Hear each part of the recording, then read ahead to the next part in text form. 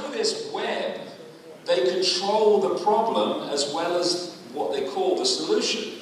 So if you want to send your military into the Middle East, and you haven't got an excuse to do it, you have to make one up. And one way of making one up is to create a proxy army, which you call terrorists, which you train, you arm, and you fund, and then you go and fight them. And it works like this. You've got the hidden hand in the shadows, working through the secret societies, and then working down through military intelligence, which the secret societies control. And then they lock into the terror group leaders. Now, these terror group leaders will know who the real master is. Well, at least some level above them. But the rank and file in these terrorist groups have no idea. They genuinely think, a lot of them, that they're fighting some jihadist holy war. But actually, the people they think they're fighting are actually controlling what they're doing, which justifies having to go in and fight them, and you're in an area you would not get into otherwise. So this is what you see, and this is what you don't see. And that's when the world comes into clarity, when you see how this works. So, in this, if you know the outcome, see the journey. I mean, look, the police are becoming more and more like the military. In America, the police are driving around in tanks. They've been given military equipment by the Pentagon under something called the 1033 program. We're talking local police forces, because this is building up this Orwellian military police state they want to develop. Police department with 2 full-time officers has over 900 pieces of military equipment. I mean, it's crazy unless you know what the outcome is. All this surveillance is all part of this police military state building up where no one can move without anyone seeing us. Thousands of stores plan facial recognition use for anti-theft. No, it's not. It's for 24/7, everywhere you go, surveillance. And these internet giants, I'll come more to them as we go along, they are owned by the Pentagon. DARPA, which is a technological development arm of the Pentagon, and the CIA. And that's why they act as they do. And is it a coincidence on February the 4th, 2004, the Pentagon killed a project to amass personal browsing and viewing habits of American citizens, and on the same day Facebook launched, which has given them everything they want without them even bothering, because the public now gives all that information to them. And if you look at Silicon Valley, I call it the devil's playground, these giant corporations are controlling surveillance for this military intelligence complex, and they are increasingly dictating what people see and hear for this military intelligence complex. It's a scam. And the reason, I'll talk more about that as we go along, the reason that they want this police state in place as fast as possible is to stop rebellion. Because they know, I've been saying this years and years ago, these things are exactly like crazy, put it there, don't you? You can only do this under the radar, manipulating out of sight for a while. At some point you've got to break the surface, because if you don't, you're not going to change society as you're planning to change it. And you know at that point, more and more people are going to go, whoa, what's happening? Because it's not a theory anymore, it's in your face. And they want this police state and surveillance state in place as fast as they can to head off that rebellion, that response, when enough people start to realise what's happening. So, number 5, control perception, dictate choice. The web controls money, and so choice. All these banks and these amalgamations of banks and banking institutions like the World Bank and the International Monetary Fund, Wall Street, etc. You go deep enough into them, not too deep, but most of them, and you're hitting the web, and they're working as one unit. This is why banks get bailed out no matter what they do. So bankers control finance, but who controls them? Well, the web does.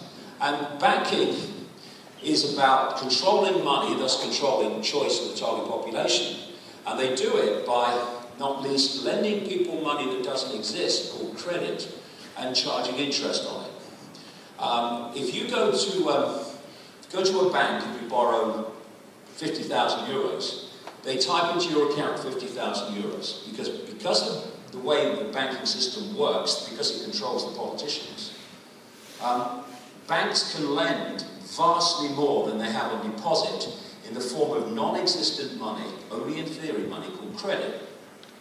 So when you borrow 50,000 euros, they type into your account 50,000 euros, just a computer account. And from then on, you have to pay back 50,000 euros plus interest. And if you don't, they come and get your wealth that does exist, your house, your business, your land, your resources. But there's a massive catch here. When they type into your account 50,000 euros, you're not paying back 50,000 euros, you're paying back 50,000 euros plus interest. The interest is never created. So there's always vastly more debt than there is money in circulation, even fictitious money like credit, to pay back all the principal and all the interest on all the debt. So people losing their homes, their land, their resources is built into the system on purpose. When there's a boom, you don't see it quite so much, but when there's a depression, you see it very clearly. People lose their homes and everything. And in this way, they have been swapping for now hundreds of years. They've been swapping non-existent credit for wealth that does exist, tangible wealth, and this is how the 1% has massively accumulated the wealth it has in comparison to the population. So, working for 50 years to repay debt created out of nothing on the computer screens of organised crime. That's what so much human life is for so many people. Richest 1% took 82% of new global wealth last year, Oxfam report says. Half of the world's wealth in the pockets of just 8 men, and they're only front men. Much greater wealth is controlled by those you don't see. So, those group of men own the same amount of wealth collectively as the poorest 50% of the world. This Hunger Games society is not coming, it's unfolding before our eyes. And they don't pay tax like we do because they control the system. And this is basically the dynamic between the population and this cabal. And again, like I said earlier, the cashless society is fundamentally important to all this because it's control. If you go into a shop or whatever and you hand over electronic money like a credit card and they say, oh, the computer won't accept it, well, you can still pay cash. But when there's no cash in circulation, the computer says no to your card or your microchip, as it's supposed to be, then you have no other means of purchase except barter. But they want to make barter illegal by saying, well, we can't tax it, so we're going to make it illegal. So the cashless society is about control, and dissidents of the system will very quickly go off the Christmas card list of the computer system. And of course, Finland, like Sweden's one of the furthest ahead in the world of the cashless society. It's coming in everywhere. Cash is flying out of circulation. Now you look at the corporations, it doesn't matter whether it's Walmart or Nestle or Apple or Amazon, you go deep enough and they attach to the web. They're working as one unit at that level. Jeff Bezos owns the Washington Post and Amazon, but who owns Bezos? Well, here's a clue. He's just had a $600 million contract for Amazon with the CIA and a $10 billion contract with the Department of Defense at the Pentagon. This is where Silicon Valley is owned from. And it makes so much sense of what's going on when we realise that. A few corporations own the food chain, but who owns them? It's the same situation. And this is another thing. The same web that the corporations attach to, the government agencies that are supposed to protect us from them also attach to, and that's why the corporations get away with all that they do, while non-web businesses, medium businesses, small businesses, get regulated into oblivion. Big Pharma and regulatory agencies are on the same team. That's why they get away with anything, virtually. And alternative practitioners are targeted by the same regulatory agencies to destroy them. And then you've got outsourcing. which has been a great way that these bloodlines, this web, has used the poorest people in the world to make their products, to sell them to the rich West. And what they're doing now is importing cheap labour in the form of mass immigration, which has been planned for a very, very long time. This is nothing that has happened randomly. And first we should not forget that the people that say, oh, you know, we must have this mass immigration, are the same people that have bombed the crap out of countries full of people with brown faces. So they don't have any empathy or any desire to help migrants. The migrants are pawns in a game, just like the indigenous population is, and like I say, it's been long, long planned. In the book before the latest one, called Phantom Self, I quote a man at length, because it's stunning, called Dr. Richard Day. Dr. Richard Day was a big Rockefeller family insider. He was an executive of Planned Parenthood, which is the Rockefeller organization, which actually came out of the eugenics movement originally. And no one knows why he did this, but I'm glad he did. One night in 1969 in Pittsburgh, Pennsylvania, he addressed a group of pediatricians. And he asked them to turn off recording equipment and not take notes, because he was going to tell them how the world was going to change, because the network that he represented was going to change it. He was just a gopher, but he knew about the agenda.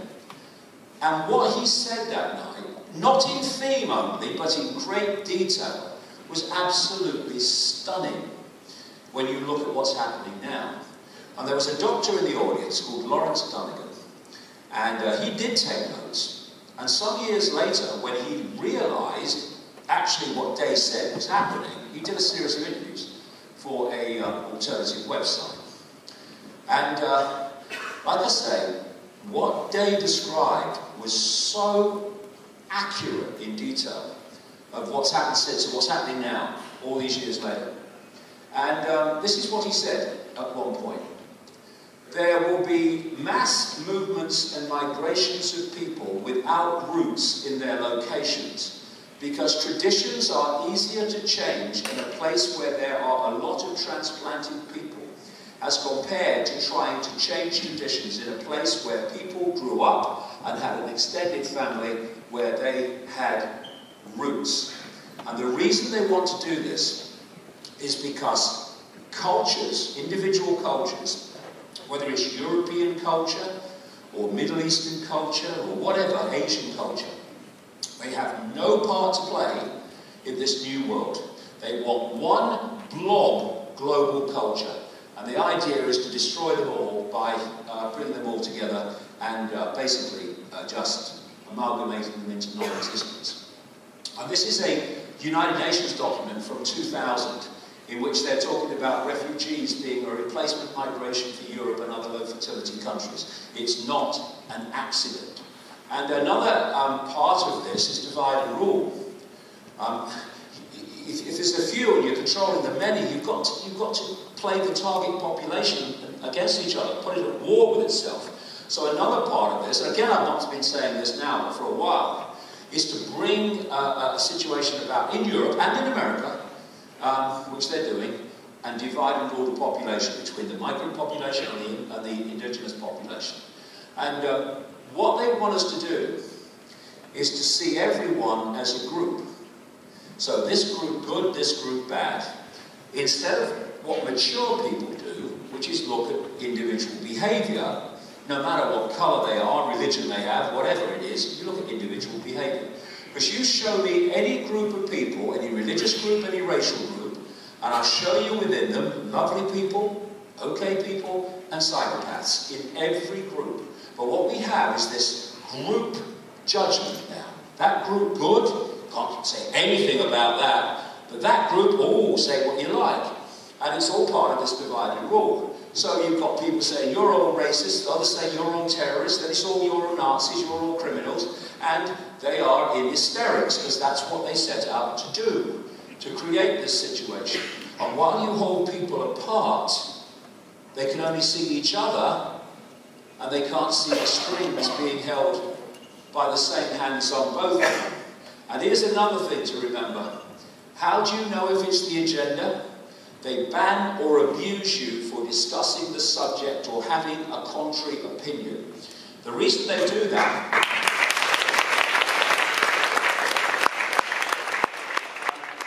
No-go zones. You're a racist if you're complaining. In Amsterdam, the ombudsman there has been saying the same, a lawless jungle after dark in Amsterdam. Here's Merkel at last saying, yes, there are no-go areas in Germany. I can't think who's responsible. Can you? And see, what it is, and this is the point.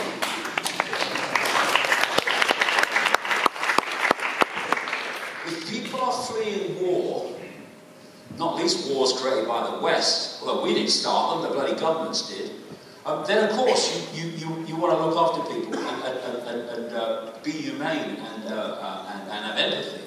But that's not what's been happening. Same with her, same with Sweden. It's open the doors, anybody in, no checks. Well, how do you think that's going to end up? Well, it's ending up how it's ending up. Of course it is, because in every group, lovely people, okay people, psychopaths. And so, if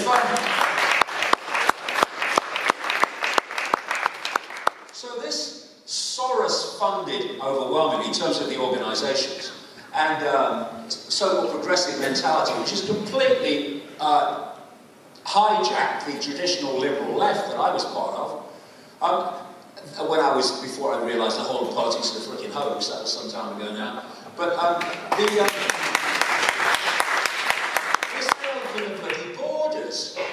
Well, the same people are saying there's not enough hospital places, not enough jobs, not enough homes. Well, do the bloody maths then. Work it out. The thing is this. This is how it works. The only thing that matters to this mentality is virtue signalling to the others of the same mindset. So you don't say, oh no, hold on a minute, we've just been a bit mature. You know what's going to happen if we open the doors to everybody? No, let everyone in. Look how good I am. Oh look, there's not enough hospital places. Oh look, there's not enough homes, there's not enough jobs. Look, they're not good. Instead of being mature and saying, well actually, the two are connected, mate. But just, oh hello, I'm back.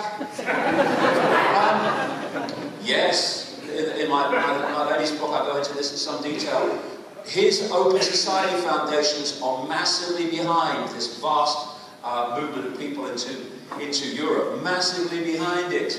And of course in Hungary, where he comes from, they have actually, the government have sussed it. You go into Hungary, I'm going there soon actually, again, but I went across the border just to meet someone a few months ago. And there's these posters everywhere pointing out what Soros is doing. Good luck to him, I say, because this guy is absolutely creating mayhem in the world. They call him the godfather of the left. And the reason they do that is because all these billions of dollars go into so-called progressive organisations, which are not of the left, they're fascistic. I wish they were liberal, but they're not. And so he's the godfather of the left when he says this: I'm basically there to make money. I cannot and do not look at the social consequences of what I do. So what's he funding the left for, the progressives? Because you fund both sides and you create control of the game. This is these anti-Kavanaugh protesters who come from organisations here, been haranguing these senators. They're coming from Soros-funded organisations. This guy is everywhere. Well, you would be with $32 billion.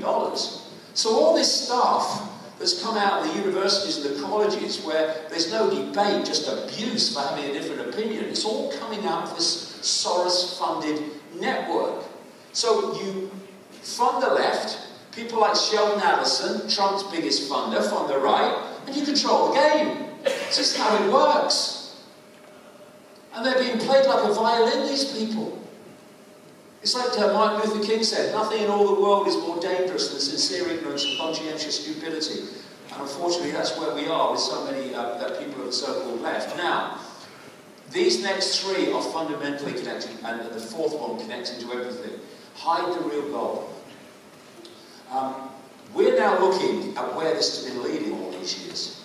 And that is the next stage, which is the assimilation of the human mind into artificial intelligence. And they're planning to do this really quickly, as quickly as they can, to squeeze the time where people can start to understand what's actually happening. And we're back here, the Devil's Playground, Silicon Valley. Silicon Valley is controlled by the Pentagon, and then the Pentagon's controlled deeper in the web. And the Silicon Valley controls increasingly what people see and hear. It controls surveillance, the population, and people don't realise, people like Google, it's just a search engine, and Facebook, oh, it's just a social media platform, are really there at the cutting edge of AI development and AI connection to the human mind. So yeah, welcome to Silicon Valley. If these didn't exist, they would have had to invent them, and I say they did. So this is DARPA, the Defence Advanced Research Projects Agency, which does wonderful things like creates death rays and genetic mass killing processes for targeted racial types. They're lovely people. They fund and seed fund these Silicon Valley companies that develop ways of technology and internet processes which serve the agenda. So you look at all these different companies, whether they're defense companies, attack companies like Lockheed Martin or Facebook, DARPA, NASA, they all actually connect to the web if you go deep enough. And so these people are puppets of the people that really are in control of it all, but you need the puppets to give the impression that they're private corporations are not connected. And then you become very rich puppets. So Larry Page and Sergey Brin own Google, but who owns them? Zuckerberg runs Facebook, but who runs it? Does he run Facebook? I don't think he runs it. I don't know, does he? Little boy in short trousers? I mean, he's not even a good front man. Well, here's one level of the control of these organisations, the National Security Agency in America. And there's another organisation, the CIA version of DARPA called InQtel, IQT also it's known as, and it too seed funds technology and corporations that serve its agenda of control and controlling information and all the rest of it. And DARPA, Death Ray DARPA, seed funded this technology that became Siri and became these personal assistants that people have in their home. I mean, what were they doing? Sitting around the table one lunchtime, had a few too many, oh, how about it with death rays? Let's give them something that's nice, yeah. Well, we'll see as we go on in the next few minutes why they did that. But it's Pentagon Inc. masquerading as private companies, and it's a personification of it. This is Regina Duggan. She started out as the director, numero uno, of DARPA. Then she had this incredible career move and became an executive of Google. Then she moved again and became an executive of Facebook. And wherever she went, her theme was the same: to develop technologies that fluidly blend physical and digital worlds. In other words, connect the human mind to artificial intelligence. And here's another Google executive called Ray Kurzweil. He's called a futurist. And he claims an 80% accuracy in predicting the unfolding of technology. Well, it's easy when you know what's coming to predict it. He is openly talking about humans having hybrid cloud-powered brains by 2030, i.e. The human brain will be connected to the cloud, artificial intelligence. This is what he says: our thinking will be a hybrid of biological and non-biological thinking. Humans will be able to extend their limitations and think in the cloud. We're going to put gateways to the cloud in our brains. We're going to gradually merge and enhance ourselves. In my view, that's the nature of being human. We transcend our limitations. And here's the kicker. As the technology becomes vastly superior to what we are, then the small proportion that is still human gets smaller and smaller and smaller until it's just utterly negligible. That's the assimilation of the human mind into artificial intelligence. Because up to this point, they've manipulated information to form perceptions. Now they want to put that aside and have the perceptions coming direct through artificial intelligence. So we just become a computer system on an AI internet. And the reason they're telling us this is because of the sales pitch, which is if we do this, it will make us superhuman. We'll be able to do amazing things, and we'll be godlike. Well, actually, we'll be subhuman. That's what the game is. And so the connection to this cloud is designed to become the human mind, thinking processes, emotional responses. And of course, people like Elon Musk, Elon Two Mouths as I call it, and other scientists have come out and said that this AI could be the end of humanity. I would take Musk seriously if he didn't then open a company to connect human brains with and computers with artificial intelligence. I think I would take him a bit more seriously. And also this man, Henry Kissinger, he's very worried about AI, you know. I'm very worried about Henry, I really am, that he's worried about AI. He said a world relying on machines powered by data and algorithms and ungoverned by ethical or philosophical norms would be a very bad thing, yeah, sure. And you've been planning it with the rest to come in for decades. And we have to watch this. That you get people who are web controlled, and I think obviously Musk is a lot less part of the web than Kissinger, who actually has it running through his veins. But you get people from web people who hijack the debate for and against something, and by having that you dictate the outcome. So know the outcome and you'll see the journey. The outcome they want is the AI human. And Dr. Richard Day, in 1969, when he was talking to those pediatricians, described the internet. Described the internet we have today, and how it would go on television screens and all that stuff, and the World Wide Web was supposedly invented in 1989. But he knew about it, because there's two worlds. There's this one, that started out talking about, the one we live in, and this one has a much more advanced level of knowledge. And this technology is not coming in because some geek in a garage has just invented the last bit of it, the next stage of it. In this world, which operates through the underground bases and the secret projects, this technology already exists. And they're pushing it into our reality in an order that makes this agenda play out. But they need cover stories that how it's coming in and where it's coming from. And so you have geeks in garages that develop this and develop that, and suddenly it becomes this and the other. But you know, there are some like that, but a lot of them is just coming out of the underground bases. And who is actually claiming they created the internet? DARPA. They say we create the internet. And of course it's built on military technology. And if DARPA created it, it's bad for humanity. And what they've done is, and it could be great for humanity, and for a while it was, what they've done is they brought in this internet. Now, first thing they had to do was get it to become central to human society. So human society is completely dependent on it. Now, to do that, you don't have censorship. You don't have all the things that are coming in now. You have a free flow of global information. People say, it's great, oh, it's great, and it becomes central to human society. What you then do, at the same time, is you're funding certain organizations. Funding Google, you're funding Facebook. And you're building them up. And to get them in the same way central to human society, they don't censor anybody either. They have the free flow of information. It's very egalitarian. It's, oh yes, it's great, this. And then, once the internet has got human dependency, and these have got monopolies virtually, then the real game plays out. Then you start to to bring in all the censorship, all the control, and all the surveillance. Now, the next stage after it was central to human society was to bring in this, which I wrote about years ago, before it happened, called the Internet of Things.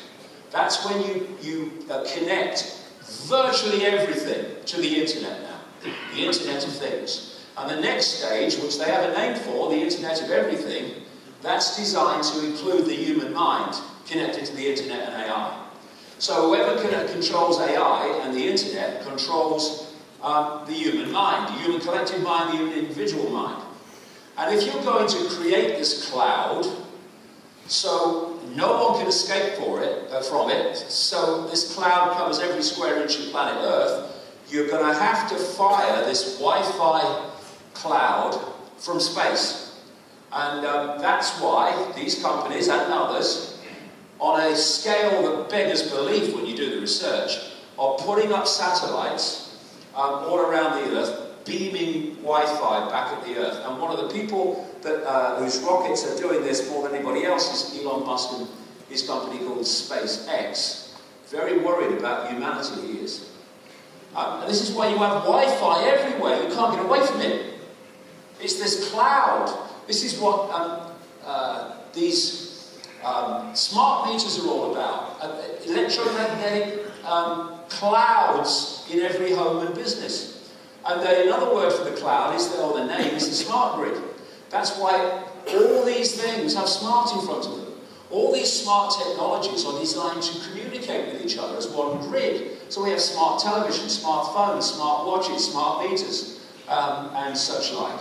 And what they are creating is smart cities. Some are from scratch, and others where cities are being gradually transformed so that AI runs everything. AI runs the city, runs the transport. This is what driverless cars are all about.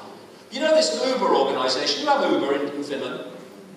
Uber, out of San Francisco, this taxi organisation. They lose vast amounts of money because of the way it works. But that's been set up for one reason, ultimately, and that is driverless cars. So they'll have driverless cars, and then they'll start making vast amounts of money. And the drivers that work for them now, it's very temporary, because that's not what the thing's all about. So smart cities are designed, and this is in their own documents, that quoted in my books, are designed to pull everyone out of the rural areas and into urban areas controlled by AI. And from 2010, we passed the point where more people live in urban areas of the world than in rural areas, and it's gone on climbing ever since. Google to build world's first digital utopia with parks in sky and AI weather. Saudi Arabia plans to build $500 billion high-tech megacity, 33 times bigger than New York. These are these smart cities unfolding. And to make this grid work, and to make this cloud work as they want it, they need communication power of 5G or more.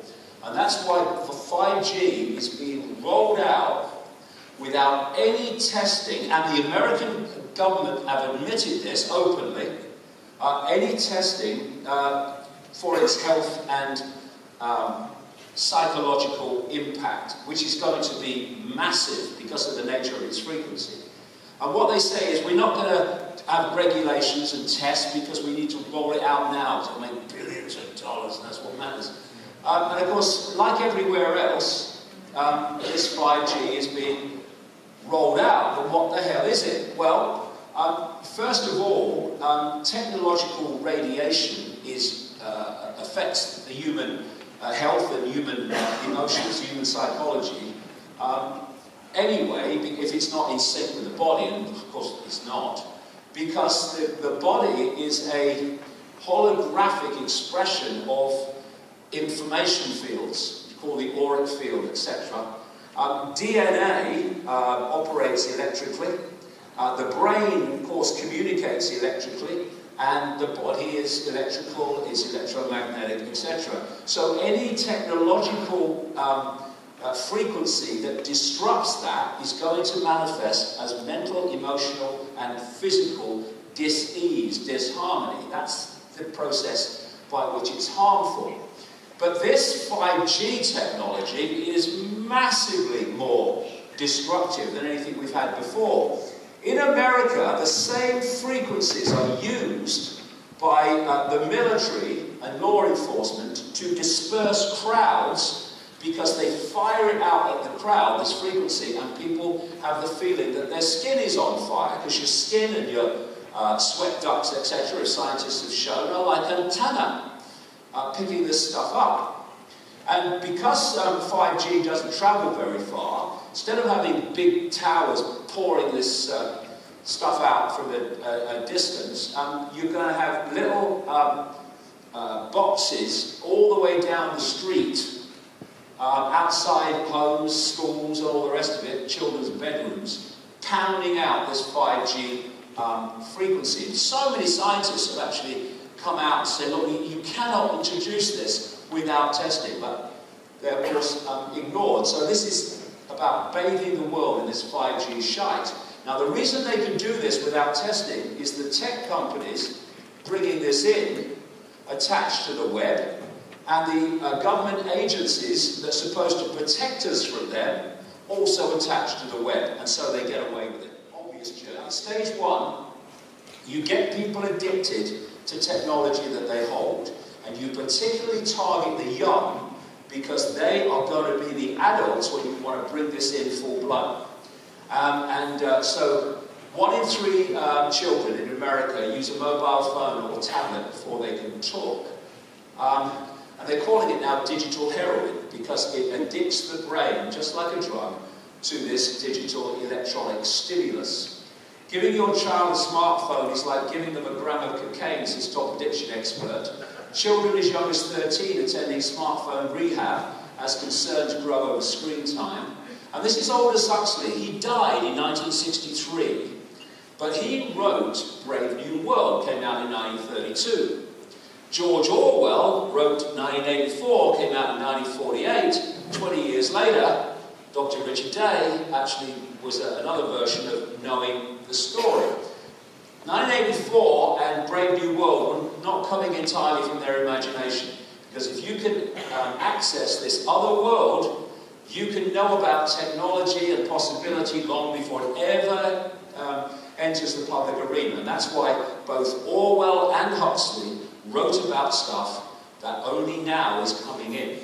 So he said people will come to love their oppression and adore their technologies that undo their capacities to think, and that's exactly what is happening.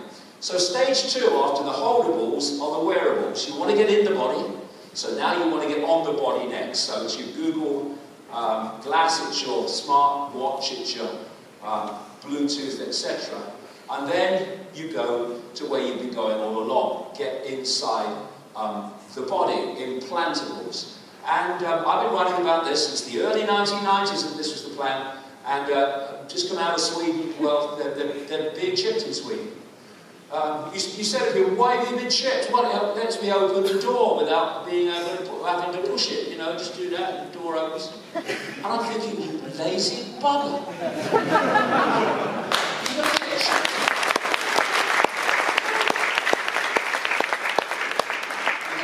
So you don't have to push a door. And that comes to this. Why was this seed funded by the military, etc.? Because before you make you can make a physical connection with AI, you have to prepare people by making a psychological connection. And so these people, God knows why, people have these in their homes, and what they're doing now, from an early age, kids, they're having conversations and interactions with AI as if they are human. It is becoming a natural interaction. This is fusing the perception between the two, ready for the physical connection. And you're seeing lots of examples of this. Amazon want to put these personal assistants into cars, so when you're driving, you're interacting with AI. Creepy Wi-Fi Barbie. where their kids can interact with AI through the Barbie doll. Robots have power to brainwash children and alter their behaviour, study finds. And then this one from this week, sex bots are coming. Scientists say digisexual is inevitable as more people bond with robots. Bonding with robots, ready for the physical connection. I've got them in already. I've got them in DS. They're there.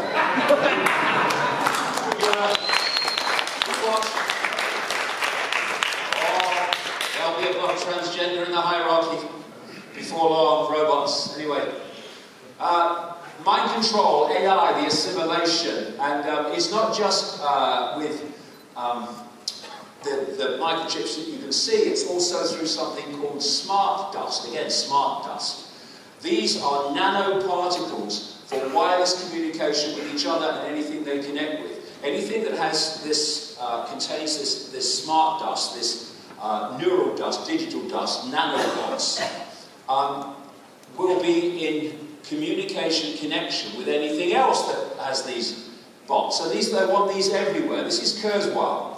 Nanobots, smart dust, will infuse all the matter around us with information. Rocks, trees, everything will become these intelligent creatures. And there's only one way you can deliver that, and that's from the sky. And, you know, these chemtrails, not contrails, chemtrails, chemical trails that have been pouring across the skies of the world since people have noticed them since the late 1990s. They contain heavy metals, they contain toxins, and they also contain nanotechnology. They come out the back of planes, and instead of dispersing like contrails, they move out and out and out and gradually fall to Earth. And that's how they're delivering them. The other part of this is changing the atmosphere to create this cloud. So the radiation, technological radiation in the atmosphere, has absolutely gone into the stratosphere since I was a kid in the 1950s, when there was virtually none. And they are pouring it out through various transmitters that don't even look like transmitters. There's far more than we think there are. And this is a DARPA scientist, a former one, talking about how these frequencies being poured out are manipulating the brain resonance and the way the brain works, exactly what's happening. And the kids today are bombarded with this stuff. They sit in it all day at school. An English study, massive increase in brain tumours, especially in the young, and they don't know why. Well, I'll give you a call, mate. I'll let you know.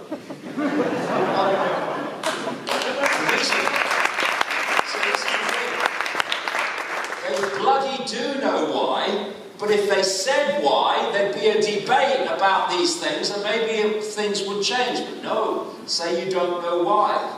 And so it's this energetic level of the body itself is energetic, but these electromagnetic waveform, electrical systems of the body that are massively disrupted by this stuff. And this Canadian neuroscientist, Michael Persinger, who's spent decades researching this subject, said for the first time in our evolutionary history, we have generated an entire secondary virtual densely complex environment of the electromagnetic soup that essentially overlaps the human nervous system. And that's been done on purpose. And another aspect of this, the reason I call it human goldfish, is because they are finding that human attention spans for people that use these things are dropping dramatically. And there's a reason for that. Scientists, until very recently, said what we know is once the brain is formed, that's it. Now they know it isn't. That the brain, through something called brain plasticity, is constantly changing the way it processes information on the basis of the type of information it receives.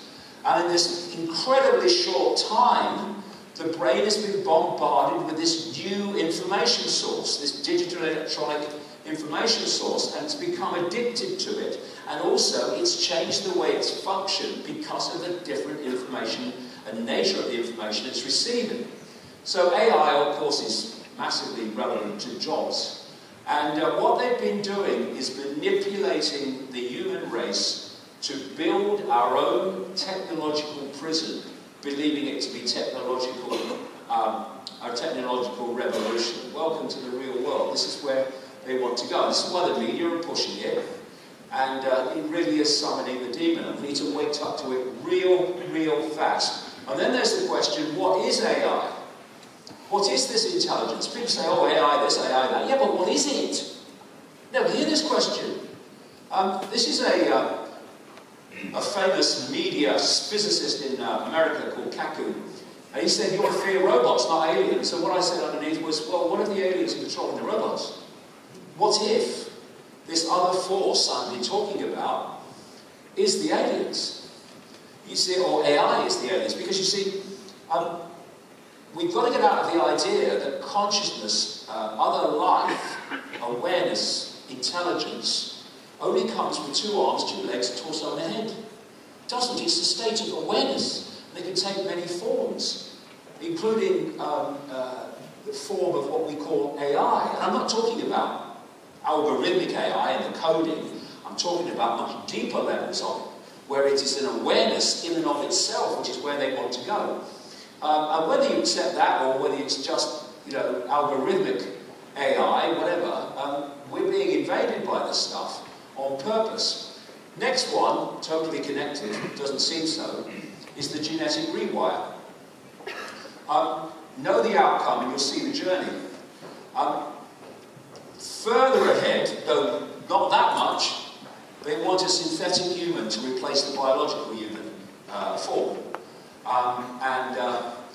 One of the ways that they prepare people for things is something called preemptive programming.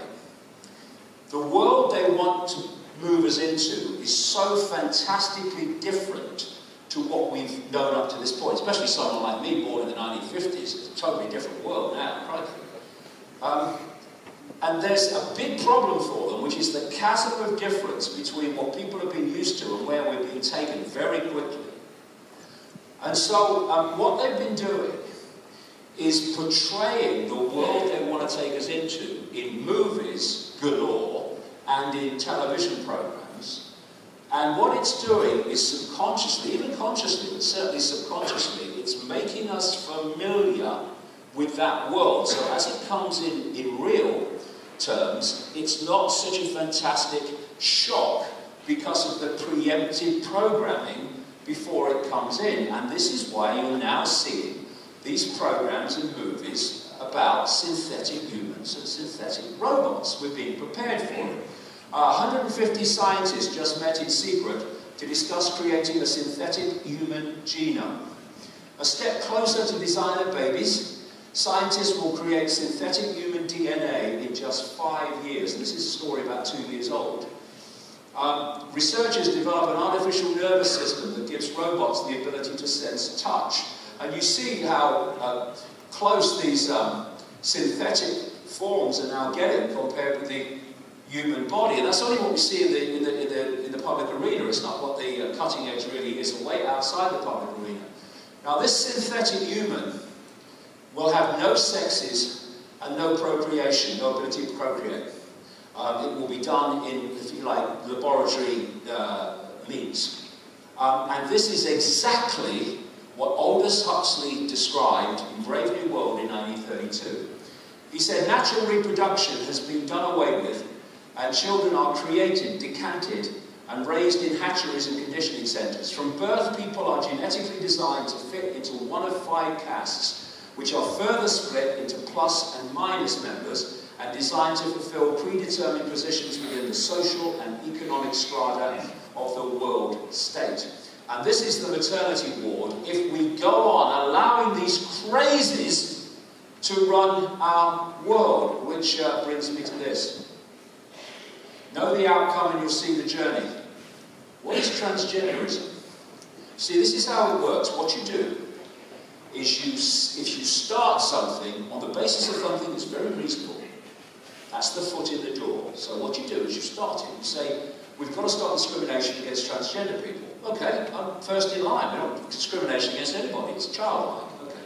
But then, once it started, open the doors. There you go. And suddenly, it's no longer just about not being discriminatory and prejudiced against transgender people. It's about setting out to confuse children, particularly, about their gender, where they weren't confused before. It's systematic confusion of people's gender. It's creating transgender, not looking after discrimination against transgender. And it's been done on purpose, and it's part of this process that's planned to lead us to the no-gender human. First of all, you start to create the fluidity between genders, and then eventually there is no gender. That's what's happening. That's why it's come out of nowhere, and it's suddenly everywhere. So, stop calling them boys and girls. What's that got to do with protecting from discrimination? Stop calling them boys and girls. Advisors will pay £200,000 to help train teachers say using sex-specific terms in the classroom is unfair to transgenders, even though there might not be any in the classroom. Australia, schools banned from using the terms mum and dad, and boys told to dress up as girls in non-gender free specific play. It's not free if you make them do it. Schools ditching head boy, head girl roles in ongoing war on gender. Taxpayer-funded transgender lobby group demands free over-the-counter sex change hormones for children. Swapping gender norms is the name of equality. Icelandic school that makes boys paint their nails. How could this come out of nowhere and be everywhere, all over the world in such a short time? The web. That's how it's done. That's how these things happen. So we've had this report in England in the last 2 weeks that there's been a 4,415% rise in girls wanting to change sex last year. That is not protecting transgender from discrimination. That is creating confusion that wasn't there before. That's what's happening. And what did Richard Day say in 1969 as one of the things he said was going to happen? We are going to make boys and girls the same, is what he said. And at the same time this is going on, we have gender-bending chemicals in things like water bottles, in things like till receipts. What are they putting gender-bending chemicals in till receipts for? Because everyone touches them all the time. We've got plummeting sperm counts and testosterone. And what's going on? Well, what's going on is there's a transformation of the human form going on. There's a war on men. It's come out of bloody nowhere. University of Texas to treat masculinity as a mental health issue.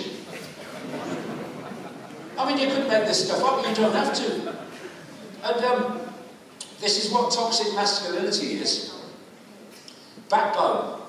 They talk about, oh, you can't abuse women. No, you can't. That's got nothing to do with masculinity. It's got to do with the fact that you're a psychopath. But something else testosterone does. It says, I'm not having it. I'm not having it. Not taking it. They don't want that. They're, oh, all right, yeah, okay, well, we're not saying anything. What will they say? Trans rights are human rights. Yes, they are. And so is the right to have another opinion, which I will not concede, thank you very much. How do you know if it's the agenda? They ban or abuse you for discussing the subject or having a contrary opinion. And when we've reached the point where a professor is sacked for saying that men and women are biologically different, we have reached the level of insanity.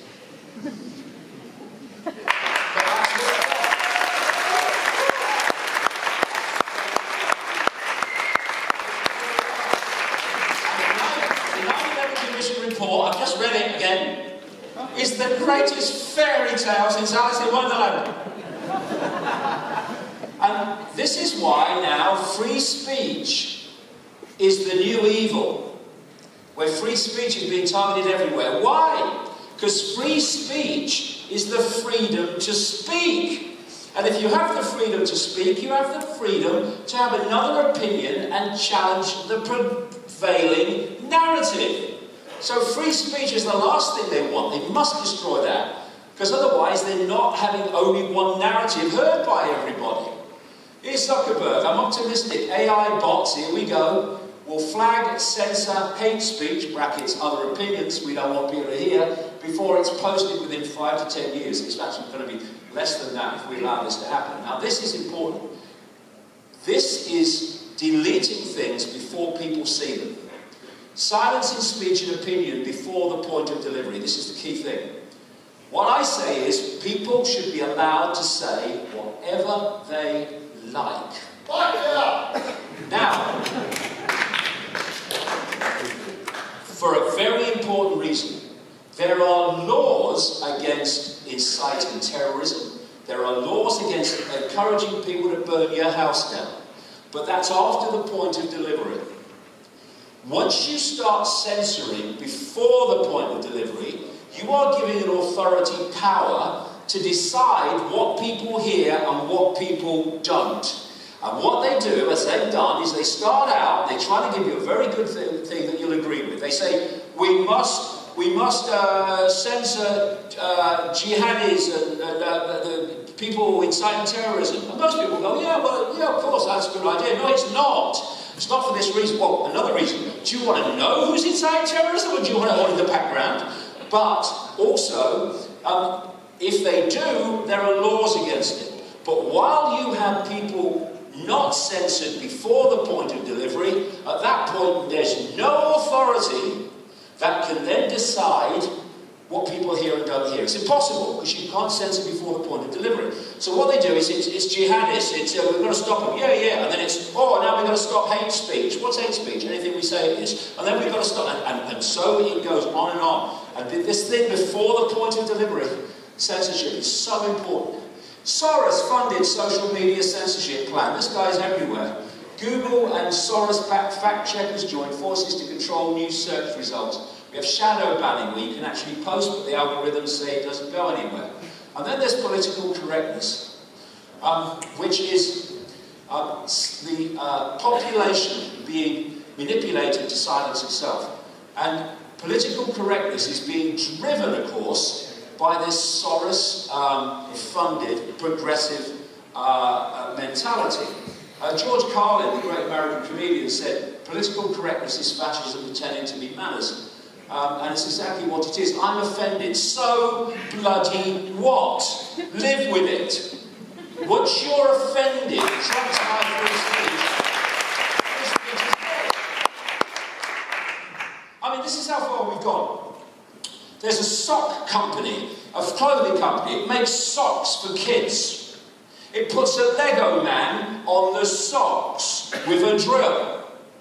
Someone, decided that if you turn it upside down, the little squiggle the drill is making could look like the Arabic script for Allah.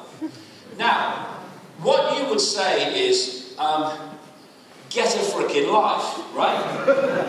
What the sock company did was withdraw the range of socks. And this is what's happening, giving in to this crap, so our freedom is destroyed. And so we've created this generation jelly. And I have enormous, enormous respect for young people who I think they are the most perceptually targeted generation in known human history, because they've got all this technology to cope with and doing it to them.